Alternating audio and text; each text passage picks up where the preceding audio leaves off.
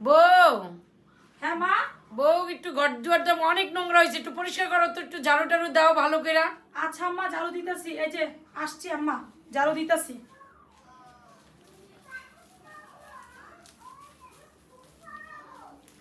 এই বউটা এত নোংরা, ভালো করে তো ঝাড়ু টাড়ু দেয়ই না, এত নোংরা আমি জীবনে এরকম বউ দেখি না। এই বউ, বউ, এই যে বেসিনে অনেকগুলো থালা বাড়ি আছে, পরিষ্কার করে একটু ধুইও।